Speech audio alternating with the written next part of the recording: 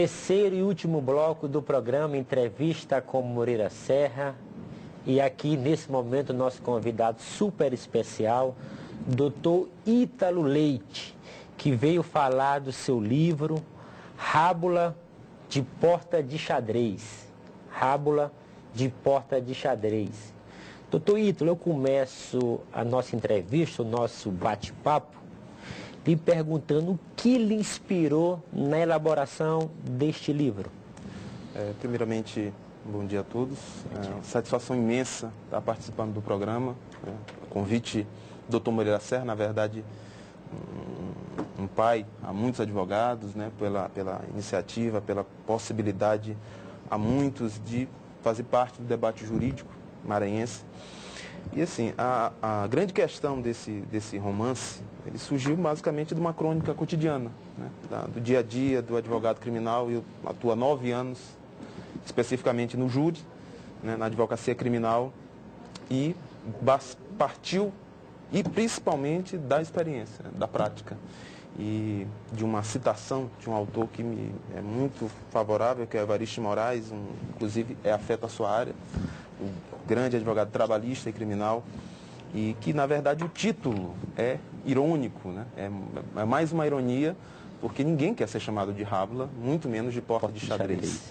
E eu não estou me autoproclamando um Rábula de porta de xadrez jamais, é uma brincadeira, é uma paródia que eu faço, né? O personagem é extremamente cáustico e irônico, e ele faz essa brincadeira com esse título, mas que tenta, de uma forma pretensiosa, dar o dia a dia de um advogado criminal, que, na verdade, sempre foi uma grande preocupação minha, porque eu tenho formação em letras, né? Comecei jornalismo, comecei letras, cursos inconclusos, e migrei para o direito, para a advocacia criminal especificamente, e sempre senti falta, né, nas obras, sejam memórias, sejam crônicas, principalmente de advogados criminais. Nós somos o estado do Grande Jaime Escalado, Serra de Aquino, doutora Helena Barros Riuli, né, que sempre se faz presente no salão da quarta vara do júri, onde o seu filho hoje é juiz de direito. Uma satisfação imensa, e a gente percebe que há poucos escritos sobre a área.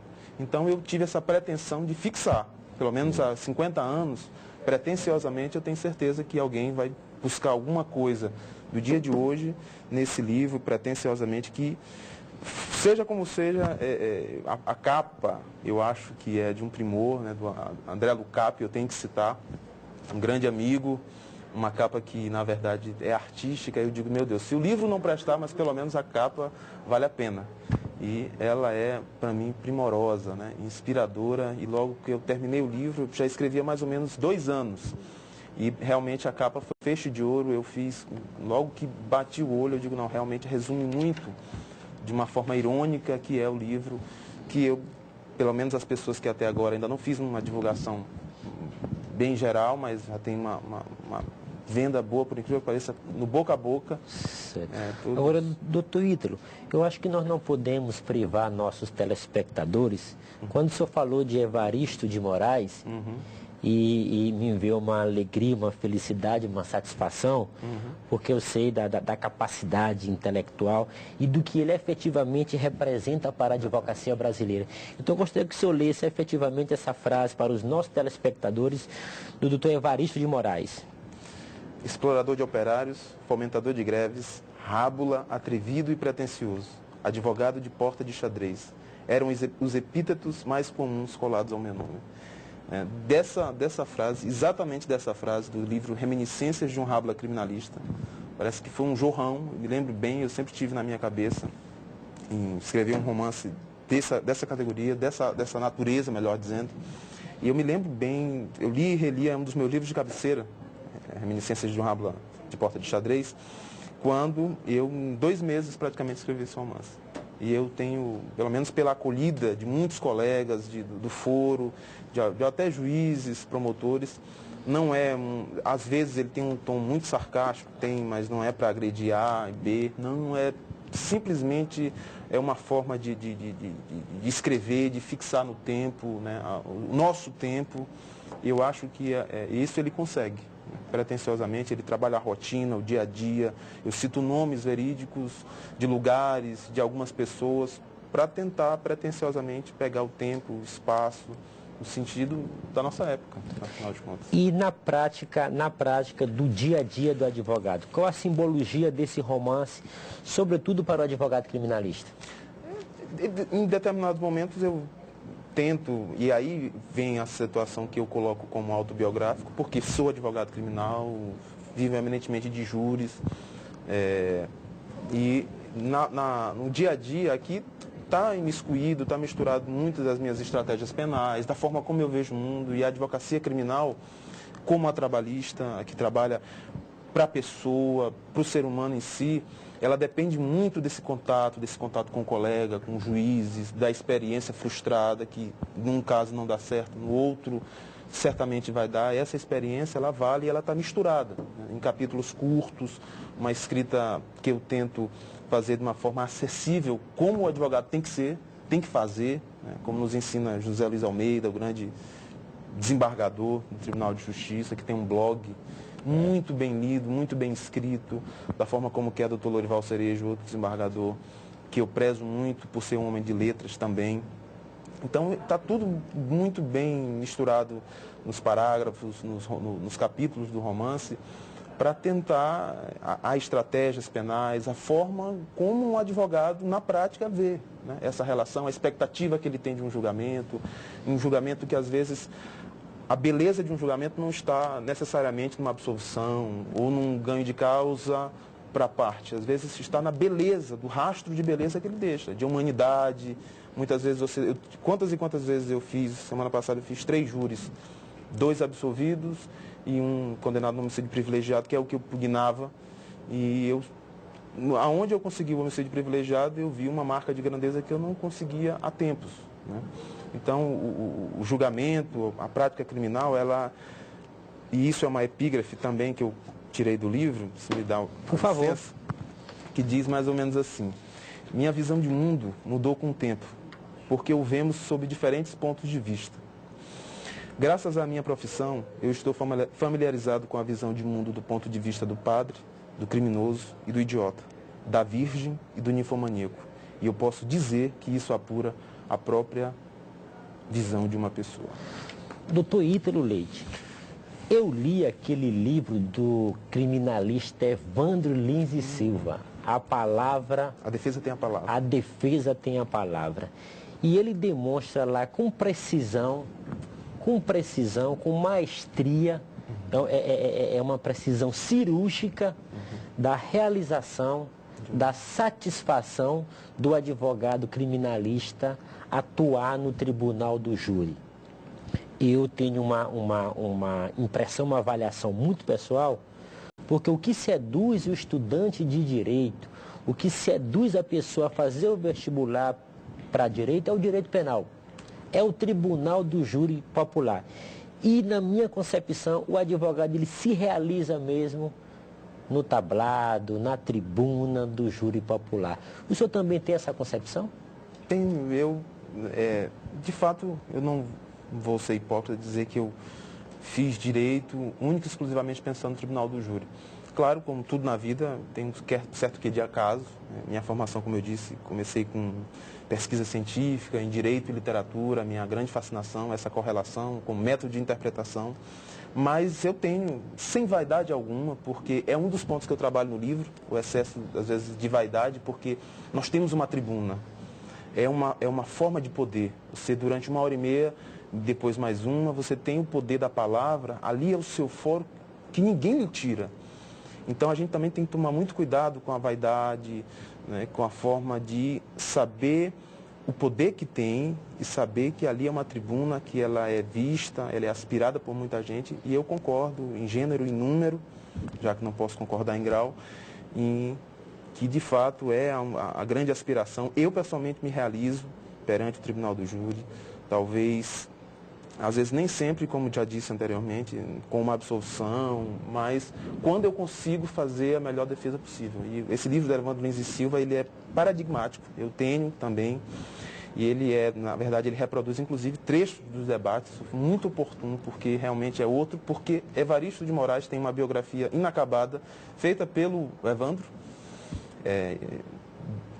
colocada em capítulos na revista do AB, que depois da morte dele repentina, né, 90 anos mais repentina, porque vendia saúde, morreu num acidente tolo, diário, e ele fala justamente da defesa penal na prática, né, do famoso Dock Street. Sim. E que ele conseguiu um verdadeiro milagre, tendo como oponente, se dizemos assim, um assistente de acusação, Evaristo de Moraes Filho, Sim. outro gênio, outro homem de muito humanismo. Eu acho que de tudo, né, em suma, eu acho que a grande mensagem que eu busco no livro, apesar de às vezes um tom sarcástico, agressivo, é de humanidade, de tentar refletir sobre o nosso dia a dia, que às vezes, uma das epígrafes também, citando Rabelais, que é um grande francês, que diz que o dinheiro é o nervo de todas as batalhas, né? E a gente também, às vezes, no dia a dia, pela busca do dinheiro, pela tentar se firmar socialmente, às vezes a gente deixa as relações humanas um pouco à margem. E eu tento, pretensiosamente, nesse livro também, fixar esses pontos de humanismo, um ponto de reflexão dentro da nossa rotina. O advogado criminalista, quando ele vai para o interior, fazer júri no interior, como é que a sociedade, como é que a sociedade vê o advogado criminalista, sobretudo esse advogado que atua no júri popular, quando ele vai defender um réu daqueles crimes que teve um clamor social, uma reprovação social muito grande naquele município, naquele povoado pequeno do interior do estado, doutor? Como é que o senhor se sente lá? Como é que é essa avaliação na sua chegada lá dos populares?